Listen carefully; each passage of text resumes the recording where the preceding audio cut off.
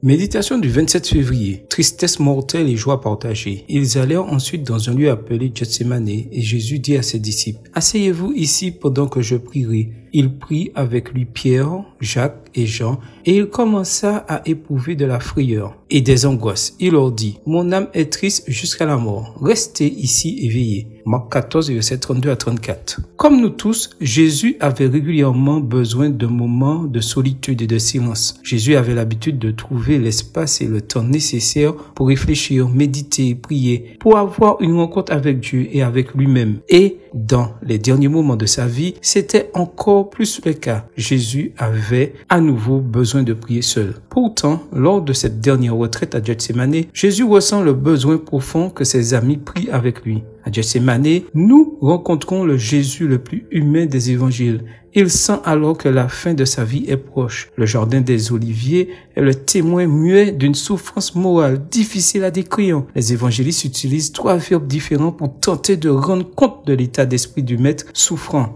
Les traductions de l'original grec en français présentent une gamme révélatrice de sentiments allant de l'angoisse et de l'impuissance à la stupeur de la prostration. L'horreur des disciples lorsque Jésus leur a annoncé qu'ils devaient souffrir, Marc 10, verset 32, est maintenant multipliée chez le maître, submergé par un sentiment de chagrin incommensurable. C'est ce que ressent Jésus à Gethsémane et un mot ne suffit pas pour le décrire. Il faut au moins une phrase entière. Elle est prononcée par le maître lui-même lorsqu'il demande à ses disciples de veiller et de prier pour lui et qu'il en confesse la raison. Mon âme est triste jusqu'à la mort, Matthieu 26, verset 38. Les plus grandes préoccupations de Jésus pouvaient se résumer à ces 2 questions. Serais-je capable d'aller jusqu'au bout? Mes amis seront-ils capables de transmettre mon héritage? Que deviendront-ils après mon départ? Resteront-ils comme des brebis sans berger? Seront-ils dispersés et divisés, harcelés par les loups? Ou resteront-ils unis, se renforçant et se protégeant les uns les autres? Pourront-ils continuer à se soutenir les uns les autres quand je ne serai plus là? Pourront-ils s'aimer vraiment et ainsi prêcher mon message en montrant l'exemple dans la petite communauté de croyants que je laisserai entre leurs mains?